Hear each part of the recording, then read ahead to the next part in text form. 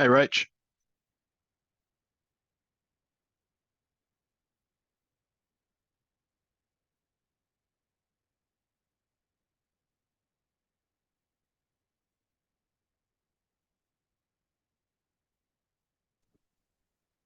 Just us so far now. Just you and me for the minute. I tried How to are you? be a bit prepared and I'm like, I'll log in now and then I'll do a couple of things. Hey. You can go and do your other stuff if you need to. How'd you finish up on Saturday? Had a good night? Yeah, it was a good night. Thank Yeah. you. You guys did very well. Yeah, very happy. Very Yeah, happy. It's that's still cool. buzzing, so that's good. Yeah, good. I'm Yeah. I'm glad. Very, very well deserved, I think. Yeah. Yeah. Not bad for our first years as well, so That's right. That's right. And I think I've heard back from Todd saying that at least for the category that Zoe and I, the employer of choice category, you should have received your feedback maybe this morning or yesterday afternoon. So yeah. Yeah, we have got the feedback back, but I just haven't had a chance to actually look at it yet, so yep. that'll be good. Good to Yeah, read good. through. Yeah, good. Good. Yeah. I think it's an important part of the process is making sure that you do um, Mm, get that feedback. yeah, absolutely. And look, probably not as important for those that win, but certainly those that didn't win. I think it's really important that they know where they can improve and what were the things that stood out. Oh, absolutely. Absolutely. Mm. Yeah, cool. Yeah. Now there's about 13 people who were registered for this, so I hope they all turn up. Well, I got the reminder email for it about a half hour ago, so I'm assuming Right. everybody else on that list did too. Yeah, cool. Hmm. How did you, did you guys kick on after Saturday night? I didn't personally, so I left not around maybe 11 o'clock. Yep. And as I was leaving, there was kind of our group that started ordering Ubers. So, we still all had stuff to do. Yep. Sunday morning, still washing and kids and all that kind of stuff. So, Yep. Yep. yeah, what about yourself? No, Wenz and I ended up, so we drove thinking the car would just have a sleepover, but I ended up not drinking. So we drove home, but yeah, we were exhausted about same. I think we left at 11 and went home for a cup of tea. Yeah, yeah. A bit of a relax and then bed. Yeah. And then Sunday, yeah, I was tired. I was fatigued on Sunday, but yeah, it Yeah. was all the kids and life chores. Yeah, that's right. Yeah.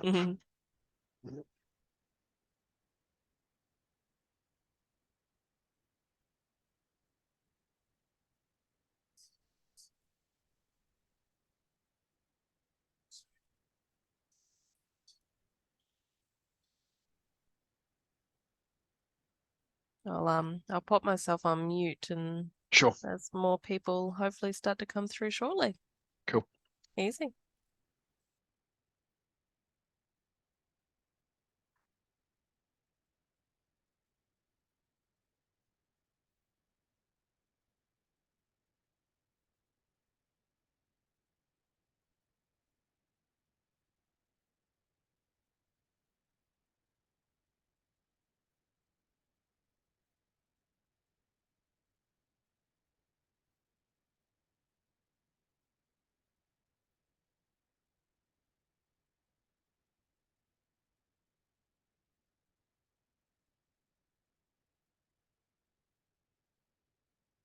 Hey, Bron.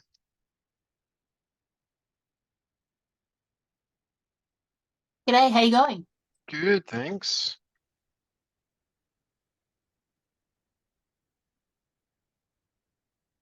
How you traveling? Yeah, not too bad. Just busy little bee. Yeah. Just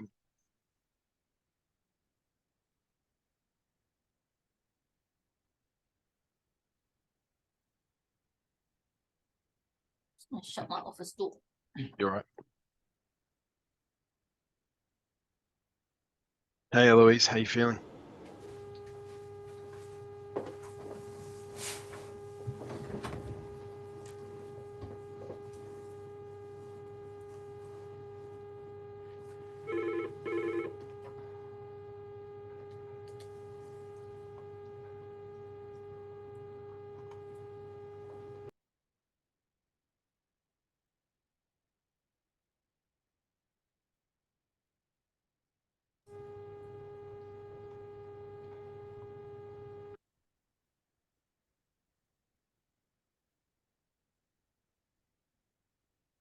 So we had about 13 people register, I think. So we'll just give it another minute, but if not, let's just press on.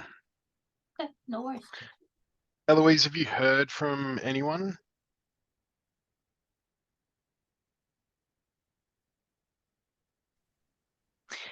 I don't think Eloise is attending. I think it's coming up as me. Yeah. Or it's coming up as Eloise, but it's me. Yep. No worries. That's okay. Thanks, Annie.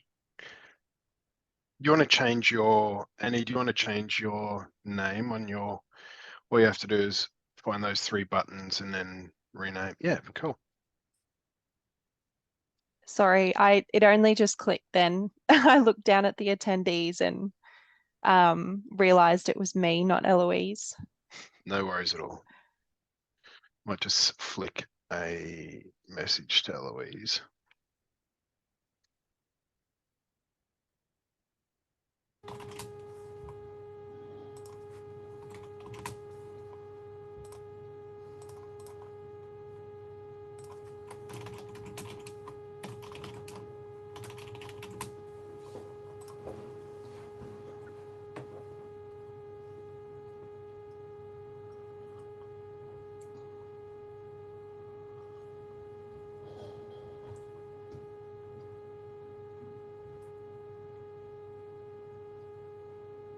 All right, let's get on.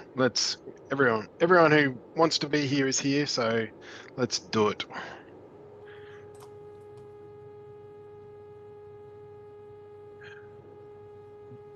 Ron, any particular things that you're looking to get out of today's session? Oh, not especially, more just an overview. Actually, I was talking to Naomi about this just in general, of the strategy, and I guess my biggest problem, Al, is I still overthink everything. Yep. And still let it overwhelm me with the size of a strategy or something, and just struggle to chunk things down. Yeah. So Yeah, okay, that's cool. kind of what led me to click on the joining thing. Yeah. Yeah, nice. All right. I've changed the webinar slightly, and so today we're going to do the 10 core elements of strategic planning. So that might actually fit really nicely with what you're looking for. And Rach, can you come off mute and let me know what you're looking for, or is there anything in particular that you're wanting to get out of today? Yeah, absolutely. So I'm moving forward with my career path more heavily in HR, so human resources. And what I want to do or work towards, I suppose, is using the company's existing strategies to drive my growth with the company as well. So putting a bit of a personal spin on it, I suppose. Because as you know, we've already got the company strategy, we've got the vision and the plans in place. So tying that together with my with my more dedicated career path in HR. So Cool. All right. yeah. I can work with both of those. Cool. I'll also introduce you all to Annie. Annie's new with us. She's only started just this week. So Eloise has stepped up into a consulting role and has got a dual role of a junior consultant, or I don't like the word junior, just a consultant in our HR space. And she's also taken on the CSE role, the client service coordinator role. So Annie's come on as our new Eloise. So she's taking on the administration and the support function for both Talent Spring and Focus HR. So Annie, welcome. You're a participant in this as well. You won't have seen it before, so please jump in and ask questions as we go through. And that goes for everybody. With a tiny little group like this, make sure that we've got plenty of time in the hour that we've got. Make sure you ask the questions as we're going through it. So I'll keep both of those thoughts in mind from Bron and Rachel around as we go through this. So what I want to do today is present the 10 core elements of strategic planning. So I'm going to share my screen.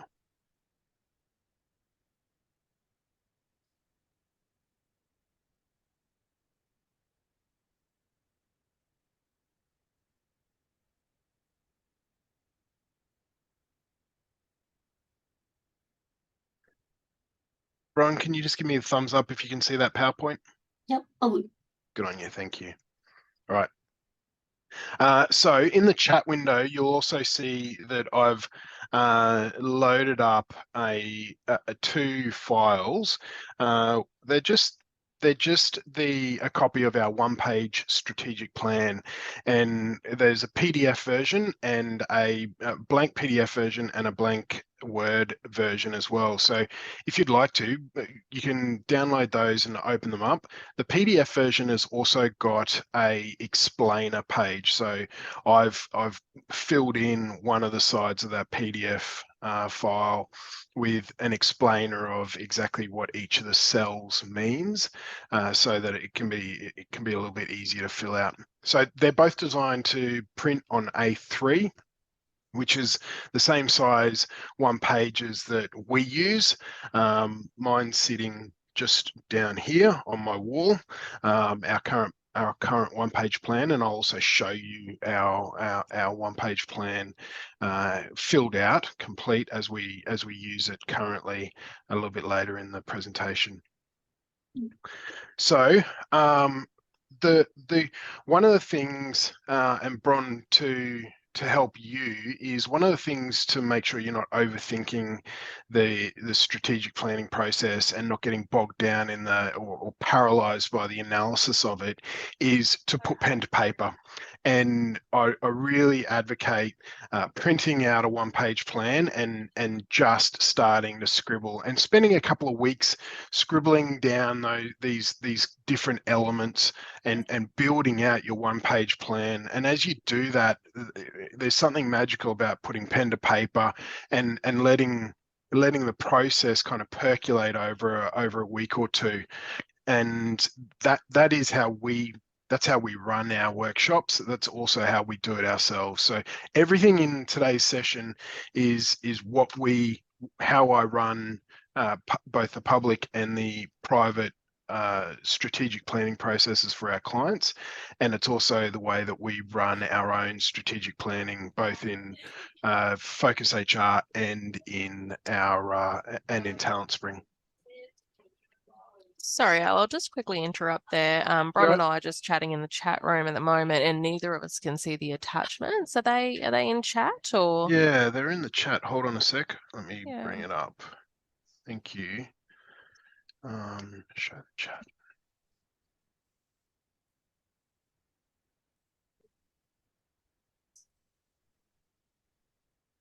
Yeah, right. I can see them.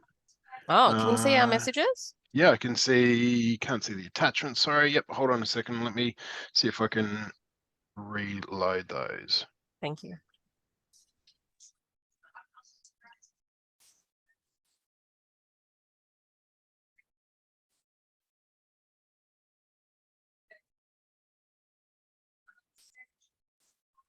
Oh yeah, PDF has come through. Yep. And Word, perfect. All right, great. Thanks, Rach.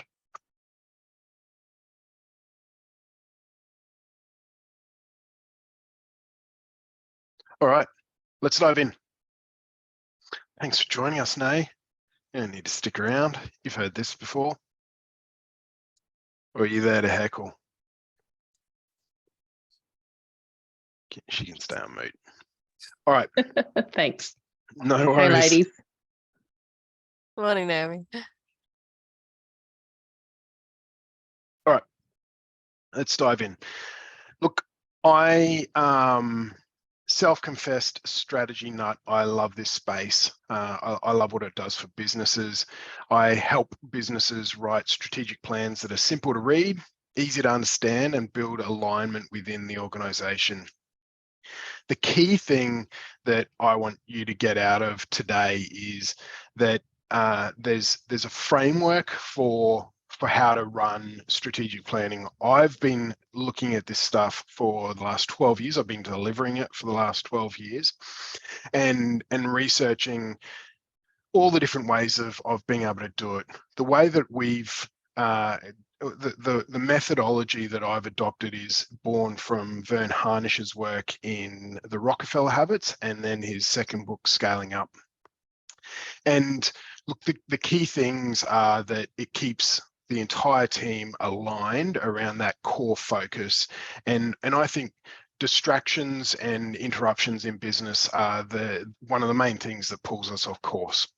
And so what I love about this strategic planning process is it's robust.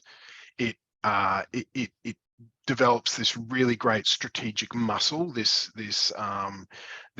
way of operating and a skill set that many businesses don't have. And we don't get taught strategic planning.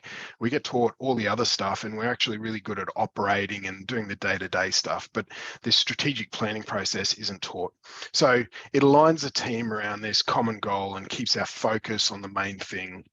It also provides us with a really good structure of having the right people doing the right things the right way. And so as we bring this framework, this structure to life, it asks all the right questions, it helps you pull in all the right information together, and then it helps you also communicate that to our teams. So I love this process and the framework that I want to introduce and share with you today. And I guess the next question we ask ourselves is, well, why is strategic planning important? And my position on this is that every business leader who is serious about running a thriving business needs to give their attention and focus and time to nurturing a strategic plan.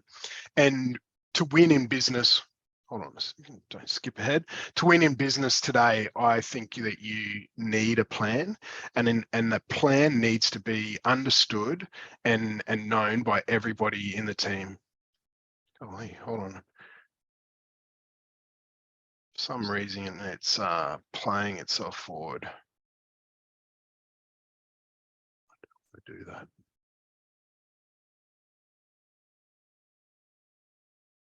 Pardon me, sorry, hold on a sec.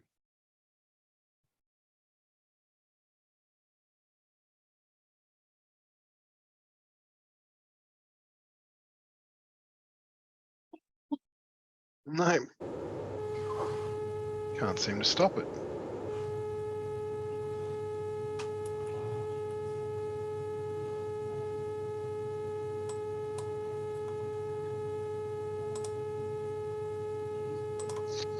Is it just me that started to get some static through the headphones as well? Yeah, that's Bronny. I'll mute you. There you go.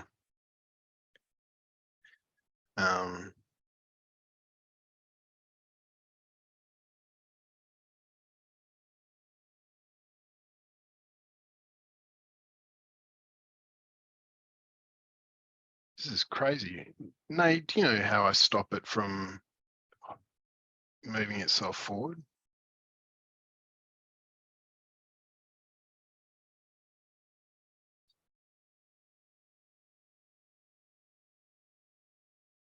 Let me see if it keeps going. So to win in business today, we need a plan that everybody on the team knows, and that a plan that is able to be implemented. And you can't really implement strategy. You've got to, you can only implement the tasks that are involved in strategy. So you've got to get this high level strategic planning process down to where it meets the day-to-day in tangible, actionable pieces or chunks that we can actually look at and say, right, over the next quarter, for example, we're going to implement these 3 to 5 things. And so the trick around strategic planning is you've got to have that high level, big picture view around our fundamentals, but you've also got to bring that down to where the rubber meets the road on a day-to-day basis. And so that's what the one-page strategic plan really helps us do. It has the high level as well as right down to the day-to-day. I love this quote from Stephen Covey, and it really does summarize so well what strategy is all about. And I think it is, the main thing is to keep the main thing the main thing. You know, avoid those distractions and those rabbit holes that we can all run down into business, and make sure that we and our team knows exactly what the main thing is. And if we keep that front of mind and in front of us the whole time, you just can't go wrong. You cannot go wrong. So let me introduce the one-page strategic plan, the OPSP. And as I said, we've adopted this from Vern Harnish's work, and the structure is designed to be simple and easy to read. But that's not simplistic. It contains an enormous amount of information when you dive into it and look at starting to populate it. So the red sections around the top, the purpose, vision, moonshot, critical numbers, and values. That's the high level director-led or director set components. The bottom stuff, the SWOT, in that kind of light gray color, the SWOT sets make sure that you're looking outside of the organization, strengths, weaknesses, opportunities, threats, and trends, a complete SWOT, making sure that we have looked at our complete work environment holistically. And then the black section is where the rubber meets the road. The black section is the plan, the actual tangible actions that we're going to focus on and look at doing across 3 different horizons: 3-year winning moves, 12-month priorities, and quarterly actions. Keep this this plan, we will keep coming back to it. So if you've got the opportunity in another screen, you can have this one-page plan open there as we go through this. All right, I want to have a look at today the 10 core elements of strategic planning. As I said, this is our process. This is the process that I run with our clients, as well as the process that we run internally. And so here are my 10 core elements. The first is a external environmental scan. So it includes the SWOT, but basically we're looking outside, and I'm going to go into more information on each of these elements in a moment. But basically it's looking outside and making sure that the blinkers are removed and that we're not trying to operate in isolation. The second element is gathering feedback from all of our stakeholders, internal and external. A third component is for the directors to set the vision. So that's that red outlying area of the one-page plan, the high-level components of the vision, the purpose, the values. Those things, in my opinion, should be set by the directors of the organization. If you've got a team of 20 or more people in your organization, involving too many people in that high level stuff doesn't work, and it shouldn't be the vision shouldn't be a collective agreement. It shouldn't be a democratic process or via collaboration. I think the directors are the ones that are best positioned to set the direction of the organization. Number 4 is about involving the right people. And my kind of rule of thumb is you want to involve everyone who's going to have a proactive and a positive input into the strategic planning process. And it can also be used as a bit of a reward for emerging leaders or people in your organization that are really taking an initiative. The ideal number, if you've got a large organization, I'd say somewhere between 8 and 12 is the ideal number. For a small organization, somewhere between 3 and 5 works really well. Any less than 3, and you're kind of doing it on your own, more than 12 for large organizations becomes a bit unruly. Number 5, the 2-day offsite retreat. We'll go into much more detail about this, but basically I advocate strongly for having 2 days away from the operational setting, somewhere where you can be inspired, not get drawn into the day-to-day operations of the business, and somewhere where you can think really clearly in big picture. Number 6 is around documenting the plan. So that's about getting pen to paper and actually coming up with a plan of attack and starting to articulate that from your perspective. Number 7, allocating project leaders for accountability. So every item in that quarterly action plan, so where we actually implement strategy, every action item in that quarterly area on the one-page plan must have one set of initials, a project leader for each of those action items. And the more we can spread that load out, the better. So directors really shouldn't have more than one of those action items each. We want to make sure that our team is involved in delivering on that strategy. Making it visual. The worst thing we can do is put in all this effort, time, money, expense, and then come back and put our strategic plan on the shelf. So we've got some tips and tricks around how we make sure that it is visual. And part of that is bringing it back into the workforce and actually having a town hall meeting where you present your strategy to the team, commit a bit publicly, and then put it up on the walls. We've got some ideas around making it visual as well. Then number 9 is around check-ins. So making sure again that it doesn't sit on the shelf being static for ages.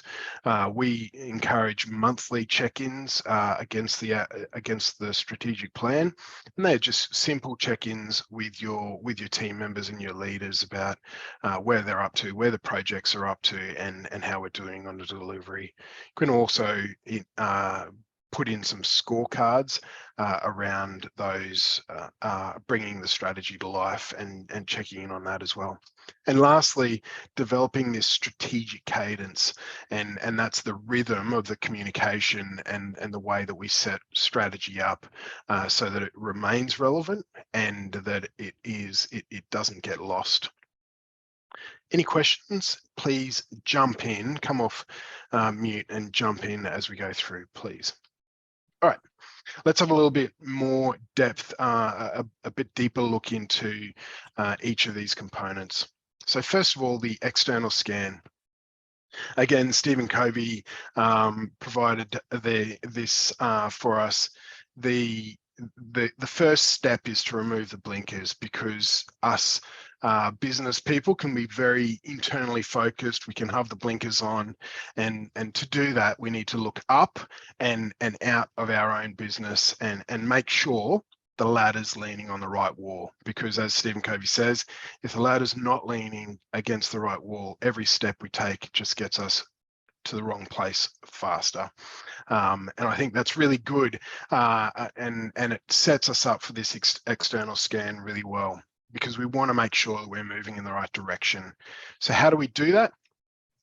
We use external scan, looking at, basically you're just trying to identify and analyze different opportunities or potential opportunities and the risks that may impact a business. And there are a bunch of different ways of being able to do this. You can compare yourself to your peers, or gather benchmarking data from accountants, or the ATO have a fantastic tool for small businesses to benchmark. And you're trying to gather information around, hey, where are we doing well compared to our peers? Where do we fall short compared to our peers? And you want to be able to compare yourself to something relevant. If you're comparing yourself to, I don't know, the ASX top 200 in Australia, you're very unlikely to get any relevant data around what you're doing well or what you're not doing very well. And so, especially in Toowoomba, we need to be comparing ourselves to other regional centres and other businesses that look and feel like ourselves. So to be able to do that, the tools and the different things that we recommend are things like industry reports. So make sure that you subscribe to your peak body and to your industry reports so that you get those through. Potentially run competitor analysis. You can do that via internally, do it yourself, or there's a number of people around that also provide that sort of service. Accountants provide fantastic insight because they're also working in this area, in this region, and hopefully working with other businesses that look and feel a little bit like yourself. So ask them, how do we compare to our peers? And then there's a lot of other publicly available information. The ATO, as I said, has small business benchmarking tools freely available on their website. And then you can use other tools like the PESTLE model, which is that political, economic, social, technological, environmental, legal, and ethical. It's a Tom Peters tool, and so if you PESTLE, PEST, or DPEST, it provides you, if you look that up online, you'll be able to find lots of information about how to do that kind of macro environmental analysis. Another tip that I have is find a non-competing company that really closely resembles you and learn from each other. So that might be a business that does exactly what you do and is a similar size but operates in a different state, and so that you don't have competing, you're not competing for the same sandpit, but you're actually working in the same space. And it's amazing how willing other organizations like that are prepared to share information, what works for them, what doesn't, how do they measure success, what are their key metrics that they use, that sort of thing can be really really useful. And all of this stops you from leaning the ladder on the wrong wall. Number 2 is around feedback. I've gone to Stephen Covey again to kind of pitch this. He says it takes humility to seek feedback, can't agree more, and it takes wisdom to understand it, analyze it, and appropriately act on it. And the key is in all of those things, it does take a level of humility to ask for it. But then once you do ask for it, it is so important to act on it appropriately, to make sure that you're closing that feedback loop by going back and communicating to everybody who you do seek feedback from and showing them that you're actually doing something with it. Nothing more demoralizing for an employee or a client, in fact, to get feedback and then and to give feedback, and for that recipient not to do anything with it, for it to just stay stagnant. So we use SurveyMonkey for ours, and we encourage you to seek feedback from anybody who has a contact point with you. So that might be employees, obviously, and I'd say all of your team. Ask the same questions to all of your team, but it can also include people like suppliers or your clients and customers, trusted advisors. Again, go back to your accountants and your legal team or your external consultants and ask them to also provide that feedback to you. And then also there'll be other people, peers or friends that you bounce ideas off. Maybe you've got mentors or other people that provide you with advice or just know your business really well. I'd encourage you to ask them to do it as well, to provide you with that feedback. We use a simple 10 questions. What do we do well? What don't we do well? What are the opportunities in the marketplace? What are the threats? What are the risks? What would you do if you were the director for a day? What big decisions would you make? And then I'd add a couple of kind of specific questions that you want to know. And when we run it internally, we don't change our questions from year to year, because we want to see that consistency and be able to measure how we're going, even as our team changes or the environment changes. We like to keep those questions the same. And lastly, a little tip there, feedback is not a to-do list. You don't have to do everything on the feedback list, but what it does require is you to consider it and then put action plans in place and then go back to those people who provided you with the feedback and let them know what you're doing with it. All right. Directors setting to set the fundamentals.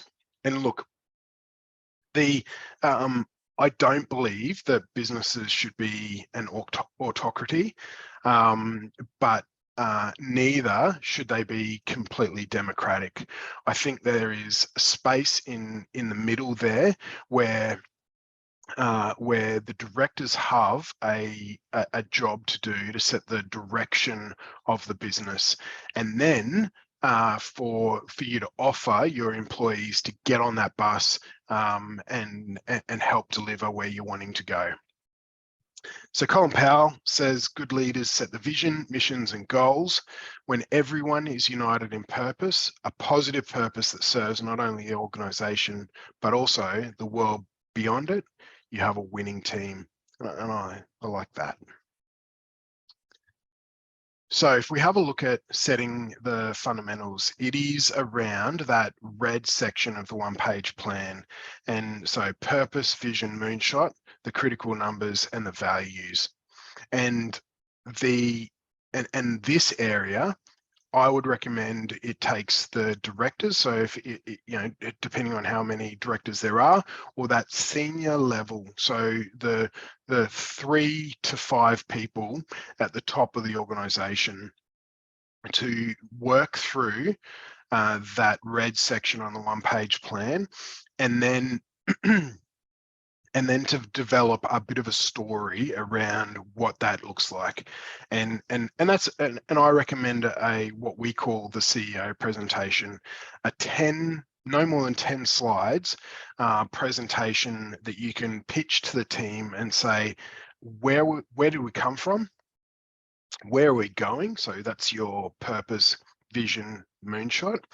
What do we think are the important things? So the values, and how do we measure how we get there, the critical numbers.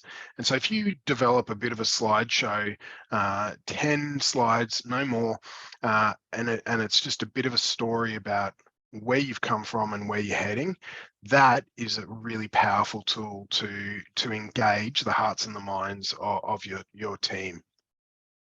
And it's something that I'd encourage you to do at the retreat is pitch that to your team and get them in the right headspace. Okay, I understand where we're heading, I understand what's important. Yep, I can get on board with this, and then they're in the right headspace to be able to help develop the plan. Involving the right people. So if you want to go fast, go by yourself or go alone. But if you want to go far, go together. And this is very true in business. You don't want to carry the entire workforce. You just, it might be quick, but you just won't last. And so when we look at involving the right people and asking the question, who do we involve in the strategic planning process? I've got a couple of rules. Make sure that you are involving your senior leadership team. Make sure that anyone who you involve is going to be engaged and is going to engage in the process, and also going to be productive in terms of providing you feedback, engaging in the debate, the challenge, the conversations that are going to be had. No use in, and don't involve anyone who you need to talk into coming along. If they can't see the benefit of strategic planning, I would say in the first instance, leave them back at the workplace, including if they are a member of that senior management team. And I'd have real question marks over their involvement more generally as well. So choosing who to involve, I would also encourage you to think, if you are a small business, who of your consultants or external advisors do you bring along as well? Seeing businesses bring their accountants. We take our accounting company to our strategic retreats as well. Any external advisors, we've got an external strategic coach as well who runs and facilitates a lot of our sessions, even though we can do it. I don't do it mainly because I want to participate and I don't want to facilitate those sessions. And then, so once you've chosen who the people are, there's some preparation work. So making sure that senior leadership team reviews those survey questions coming back in, and what I recommend doing with that survey feedback data is pull out anything that is non-strategic. You don't want to get bogged down in operational tasks when you're away looking at strategy. So I pull out an operations list. We go through and highlight it blue for operations, and we pull that out and we say, right, that's operational feedback, and that list sits over here, and we actually publish it, we put it up, and we work through that in a separate mechanism.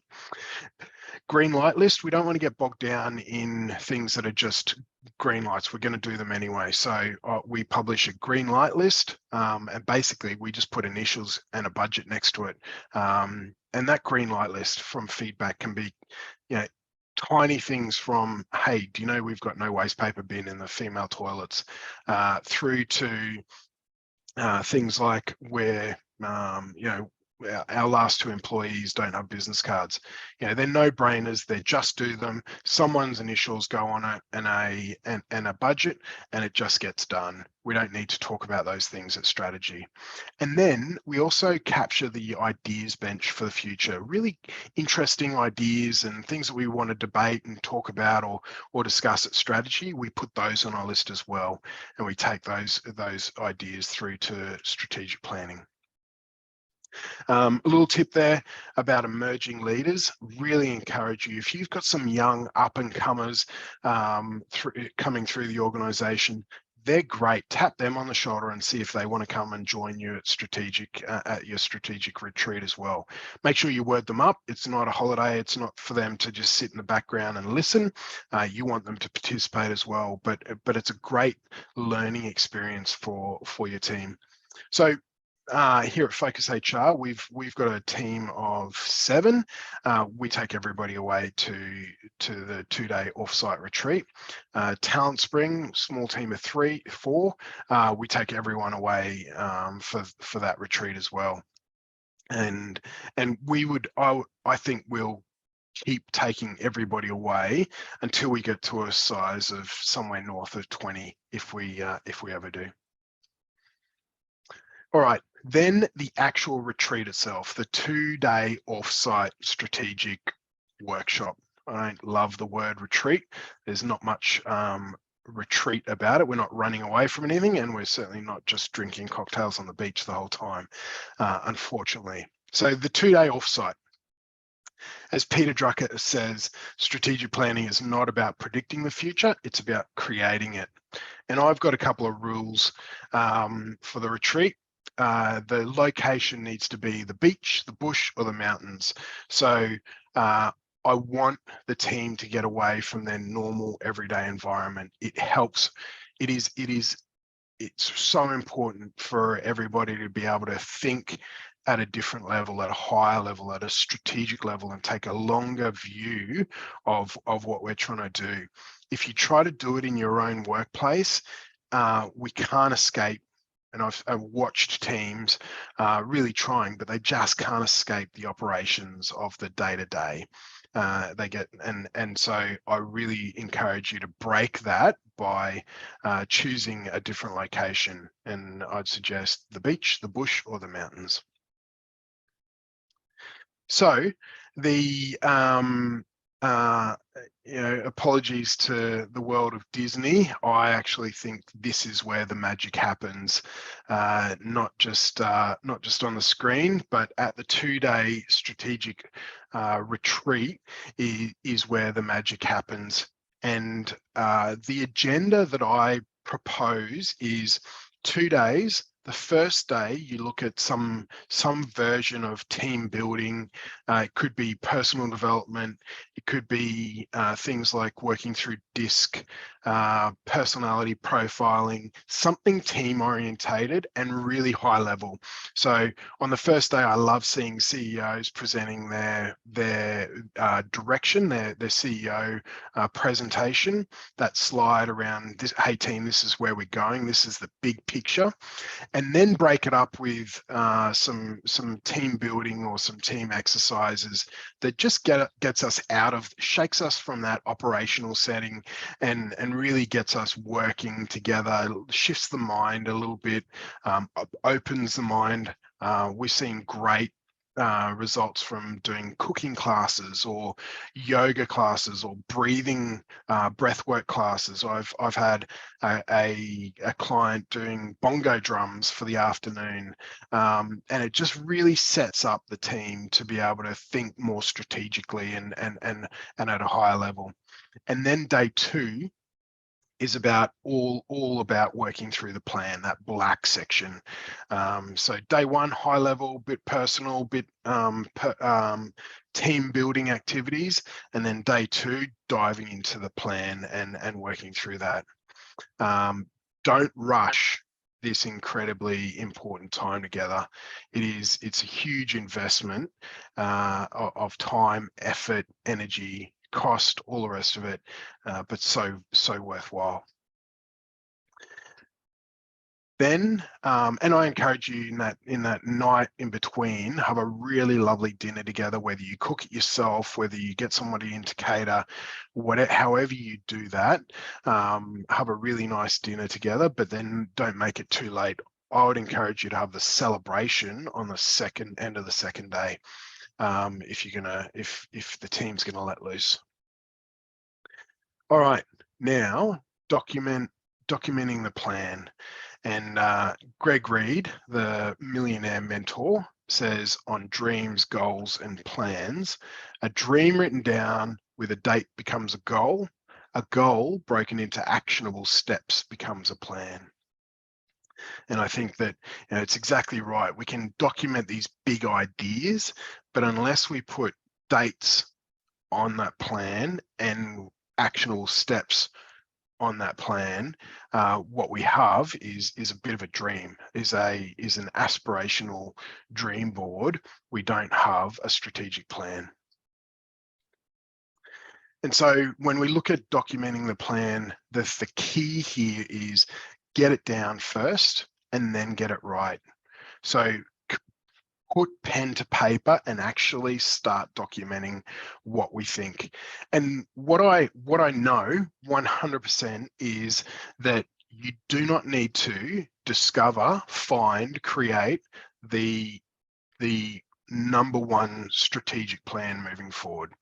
You don't need to find the perfect plan.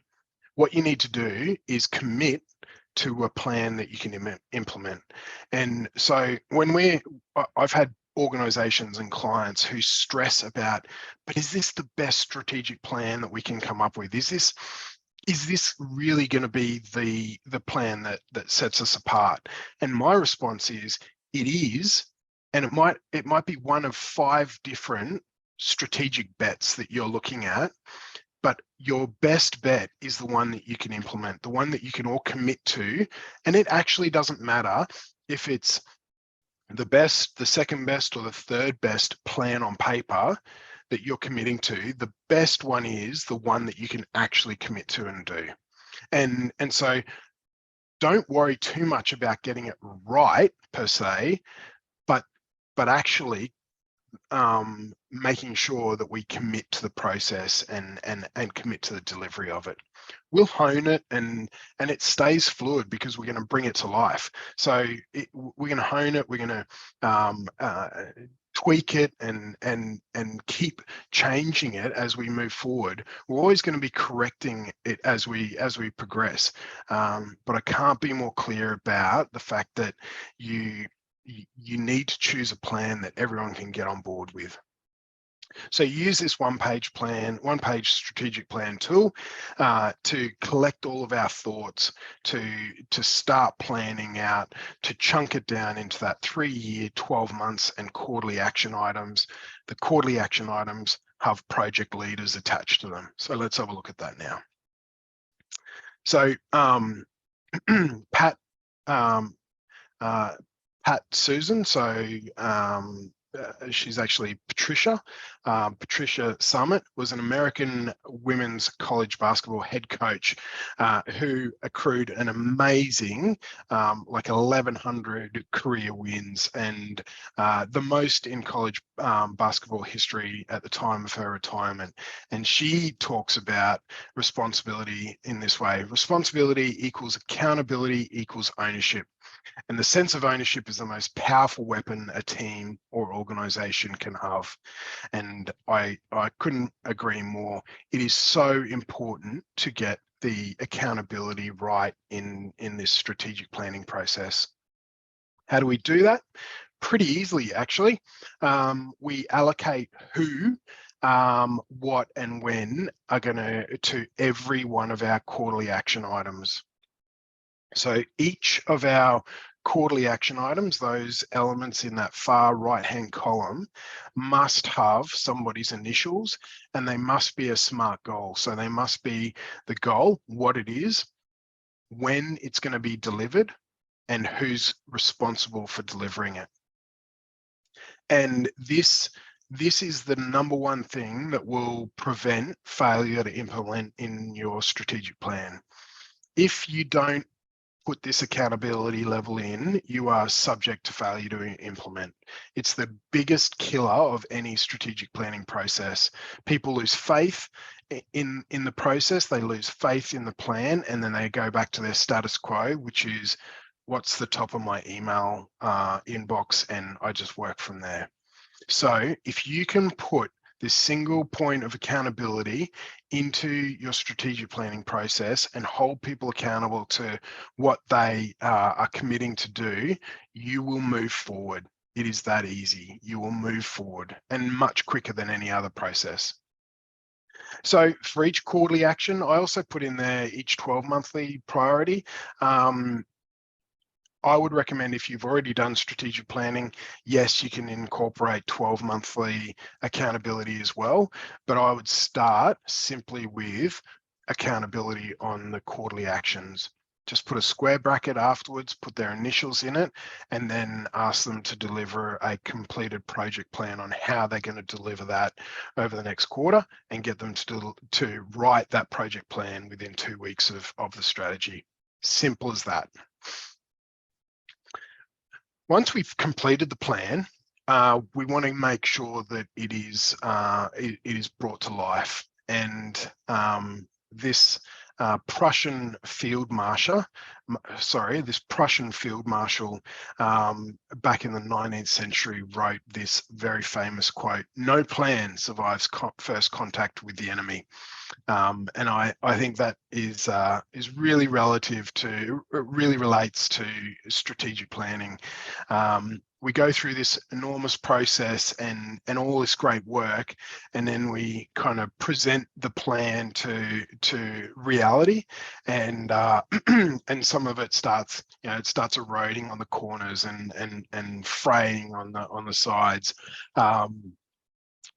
We need to make sure that it is visual. We need to make sure that it is fluid, and we need to make sure that we embed this into our business. And this is how we do it.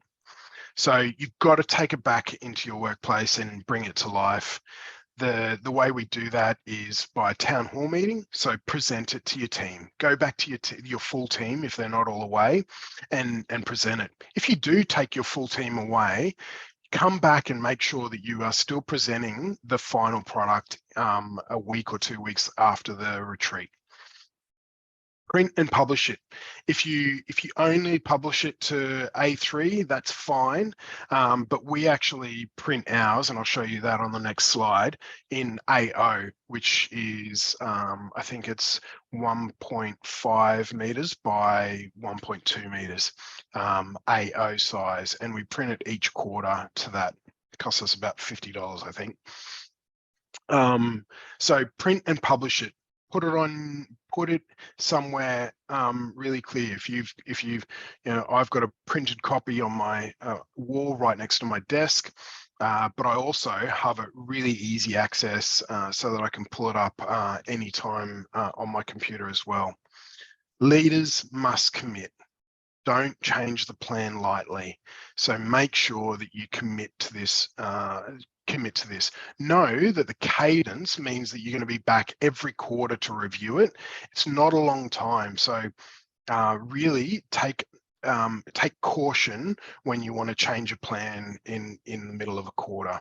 Ask yourself the question: can we wait till the end of the quarter to make those changes? Fight the status quo. Fight the urgency or the urge or the need to go back to the status quo and ignore this stuff. And then commit to repeating yourself a lot. It takes a lot of repetition to drum this in. It's not a habit yet. It's an idea, and then it becomes a discipline. And once it's a discipline that is done consistently, then it becomes habitual. This is our current one-page plan. So as you can see, lots of detail.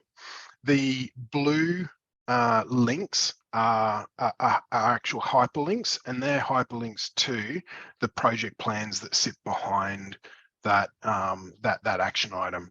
So as you can see, lots of blue links that take you through to a one-pager behind it that just kind of details what do we mean by what we've presented there.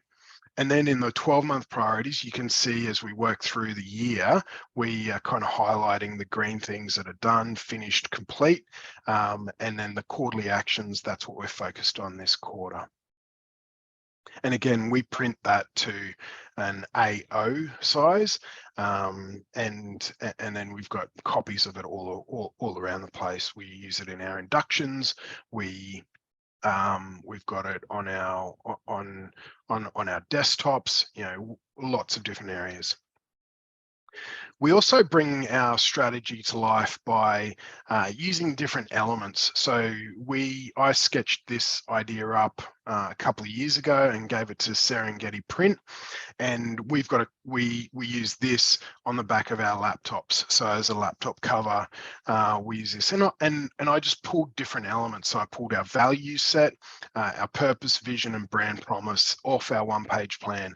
I've seen other organizations do a similar one where they're looking at their purpose, or their moonshot might go up, and then their value set as well. And that that QR code is just so that if you scan that, it takes you through to an explanation on our website around how we work our strategy. Another way we bring strategy to life in our business is looking at our moonshot. This is how we score our moonshot, and so we've got this in our boardroom. It's a Lego board done by an Australian company called BrickMe, and each one of those red 1x1s is the equivalent of 10 people. So we've got 10,000 1x1 red spots on the board, and our moonshot is to have a positive impact on the working lives of 100,000 people by 2030. So as we get another extra 10 people, we put another 1x1 Lego piece on the board, and so it keeps it front of mind. It keeps us visual. It keeps us thinking about where we're heading. All right. Number 9 is strategy and project check-ins. So we need to manage this thing, this strategic plan. We've got to manage it, and there's no getting around that. You probably all hire excellent doers in your business, and they won't stop the selling, the making, the designing to do these strategic projects. So you've got to manage where this strategy fits in. And as Peter Drucker says, there's nothing quite so useless as doing with great efficiency and effort something that should not be done at all. So we've come up with these great strategic plans. We need to make sure that we give them space, we give them time in our schedules, we give them a budget in our schedule, and then as managers and leaders of our organization, we need to check in. Here's my key tips on how you check in. We as human beings, we will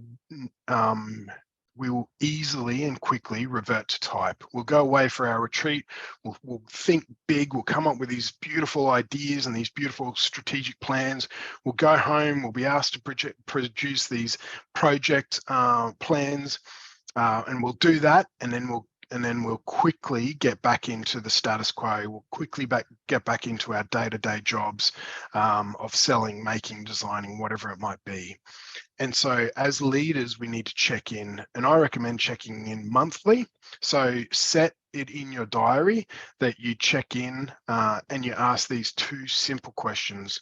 Not how are you going, because the answer to that is really good. Instead, I want you to ask the question, show me how you're going. Show me where you're up to with your strategic plan. Show me where you're up to with your quarterly goal. Show me where you're up to with the progress against your quarterly goal. So you're asking them to show you how they're going. And then you're asking them what's getting in your way. Just as simple as that, because you're there to keep the cadence going, to get out of their way and make sure that they're not being distracted. So what's getting in their way, and as a leader in the business, you can then step in to remove roadblocks, clear open doorways, whatever needs to happen. And a little note in there, as the leader, don't become a roadblock yourself. All right, so that's check-ins. And lastly, the strategic cadence. So this is the rhythm of the strategy, and there is a really beautiful rhythm that comes from the strategic planning process. So Jim Collins says there's no single defining action, no grand program, no single killer innovation, no solitary lucky break, no miracle moment. Rather, it feels like turning a giant, heavy flywheel.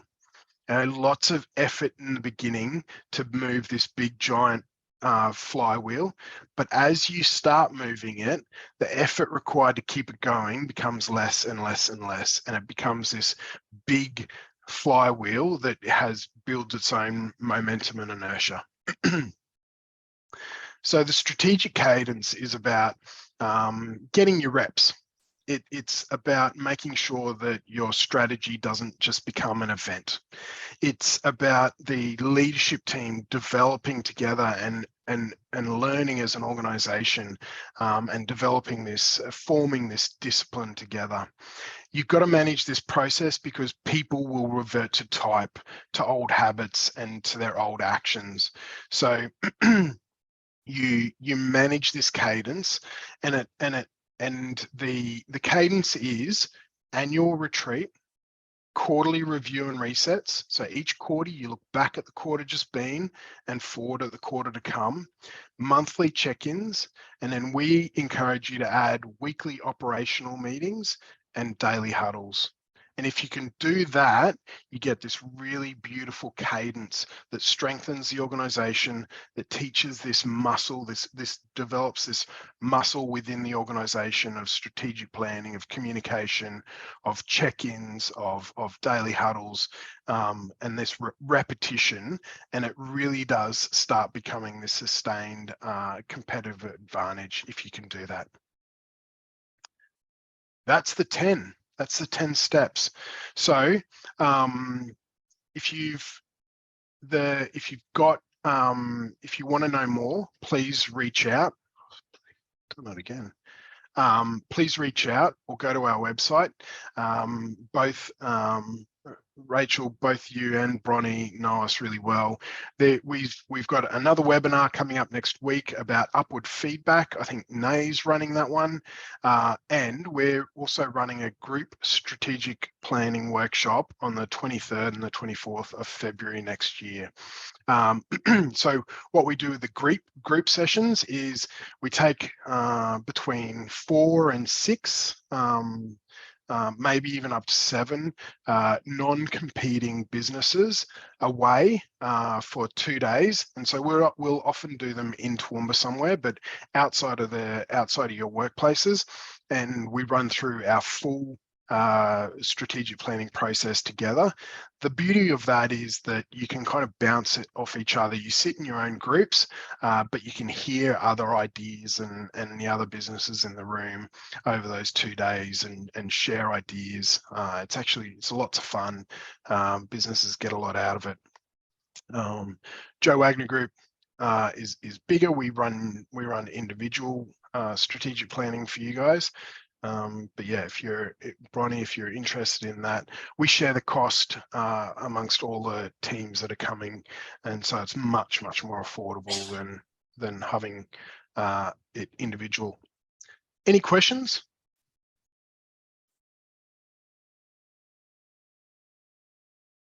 I will stop sharing.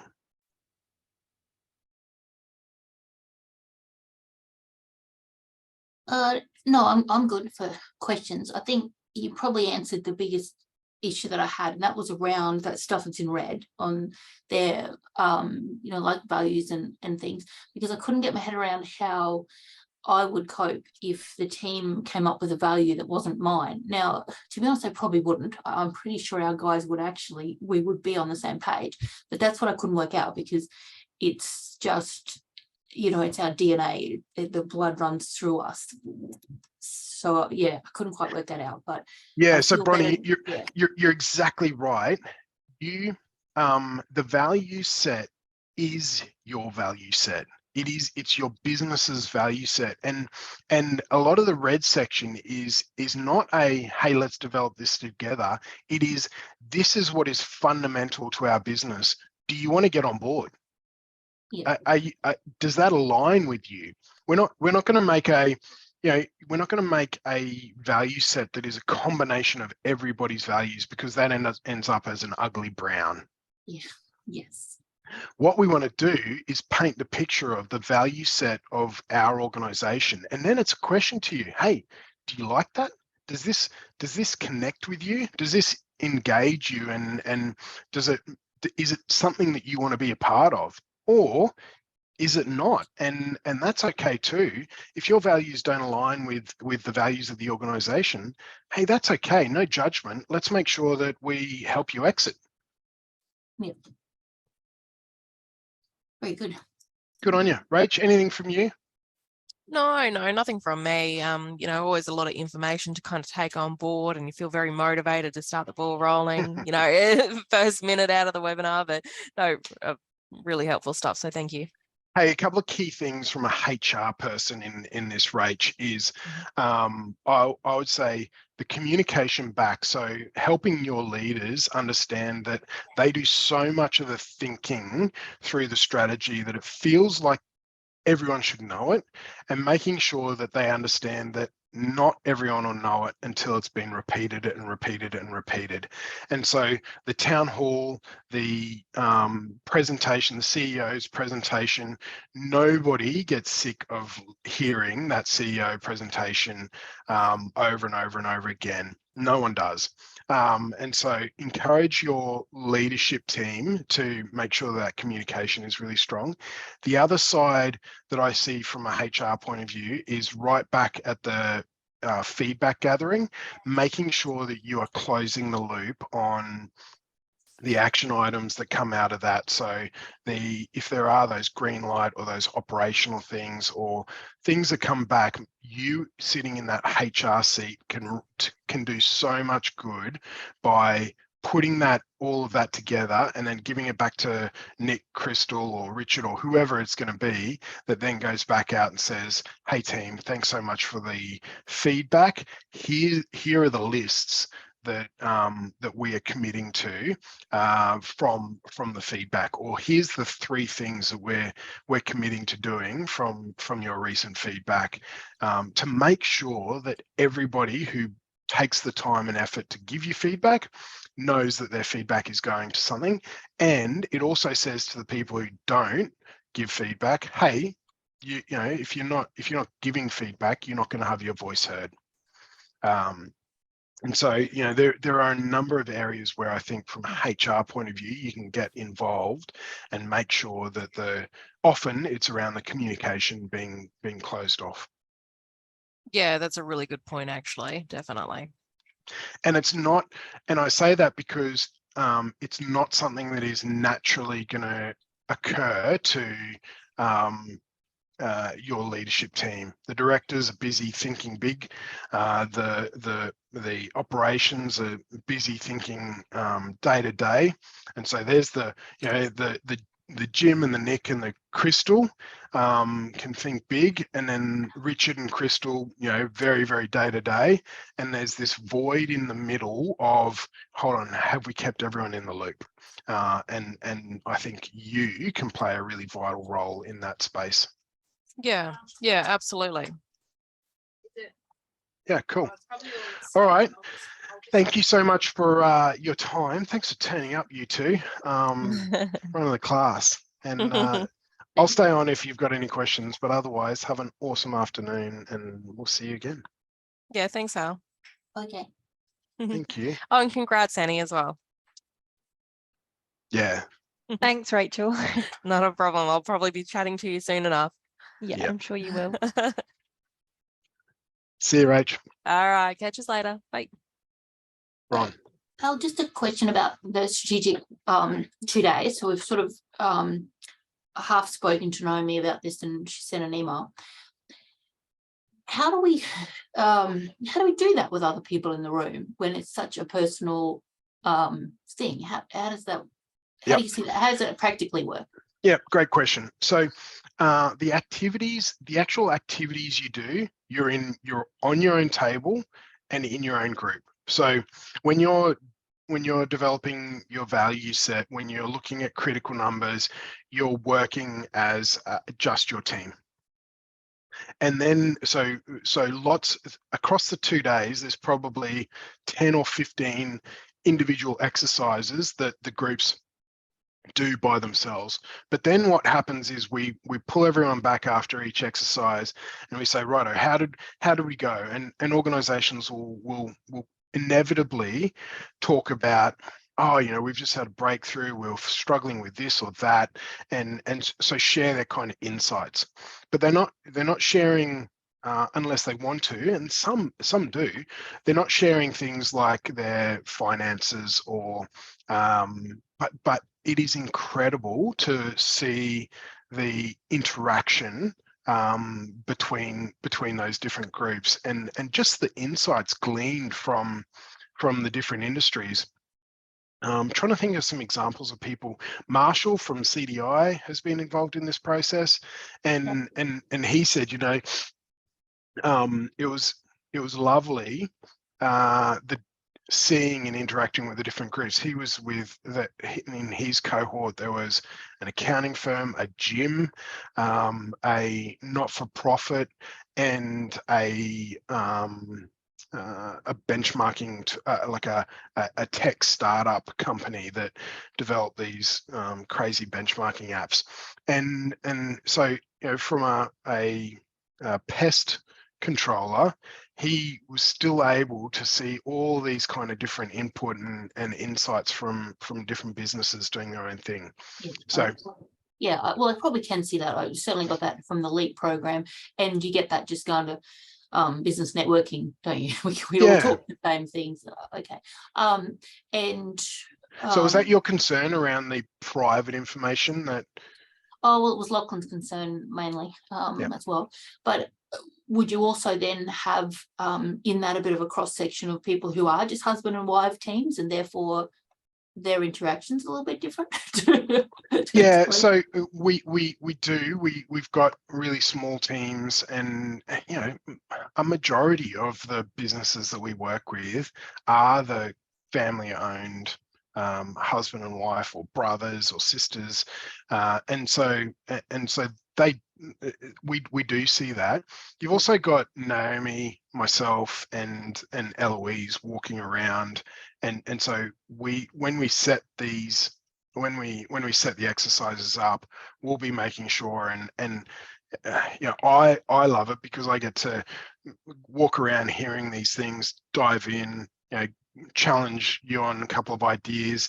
If you're trying to wordsmith, we'll grab Nay and have her sit at your table while you try to put these words together. It works really, really well, and it doesn't matter whether it's just the two of you or more.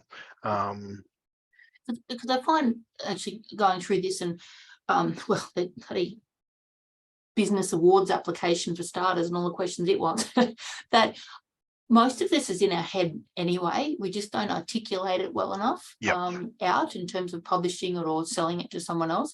We just live it every day, but we haven't necessarily got that exact, this is what we're doing next to get there. So, and so it's sort of like we've got lots of boxes ticked. It's just not all one nice package to, okay, these are the dedicated goals out of that. So, yeah.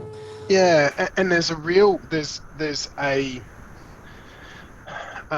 something really powerful about taking it out of the head and putting it on the paper to really make sure and hone the focus, and one, give ourselves permission to say no to things that aren't in that focal zone, and two, also to just keep the momentum going and make sure that we're moving nice and quickly. That's our advantage as really small organizations, is that ability to remain agile. Well, that's right. You can make a decision and we're done. Yeah, that's right. Because ultimately we need to get this place to the point it doesn't need me operationally at all, that it operates without me. Yep. And yeah, we met a young guy the other day who's runs property management in Brisbane. Only does property management. He's actually moving up here, but it's still a state secret apparently. But you can't do anything in Toowoomba without people knowing. But he does not work in the business anymore.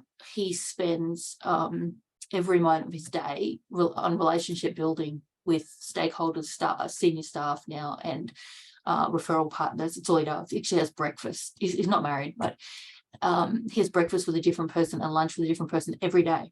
So it's 10 times a week he meets with different people. And it's inspiring. I don't want to be him. He's like 27 and has too many, let's have this conversation again when you're 50, mate. But nonetheless, it was pretty inspiring. So I'm sort of keen to really get hold of that and find a way to make this place work without me in it every day.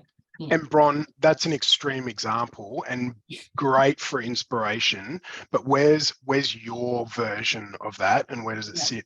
And a really great question asked, like, and then so how do you extract yourself from the coalface? And this is what you'd be developing in a strategic plan, is right. Here's what does that mean? What does it look like? Is it keeping a small profile yourself, portfolio of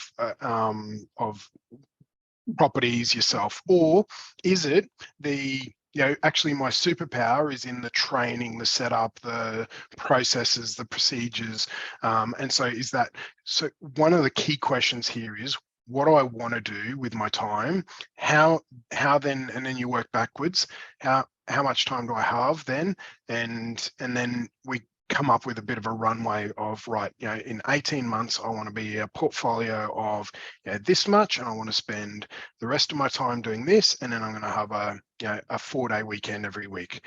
Whatever that might be, you define that end goal, and then you work backwards and say, right, what do I need to do to set the assets up that are going to help me be able to live that? What are the resources? Who are the people that I need involved? And then what are those waypoints? What are the targets throughout? And how am I going to measure my progress towards that goal? Yeah. Okay. Oh, brilliant. Okay. Righto. Well, I'll talk about with Lachlan, but I'm keen to be doing this in February. Yeah. Great. I think we need to. We've we've kind of matured. I think I told Naomi, and we've got our heads finally in the right direction. Okay. Yeah. Brilliant. And hey, congratulations on your recent success in the finalists for the BEAs. That's awesome.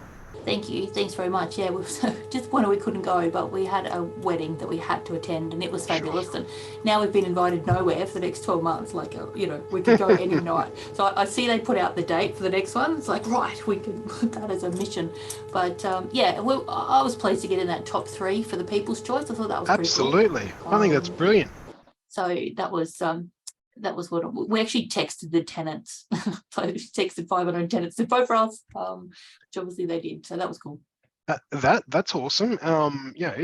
That's a lovely metric of your relationship with the tenants as well. If you texted 500 tenants and you got no response, there'd be a measurement there as well. So I think that's brilliant. So no, it was good. Very good. Okay, well, thanks very much for your time. Appreciate you staying on. Yeah. Good on you, Bron. Lovely to see you. See you. Bye. See you. Bye.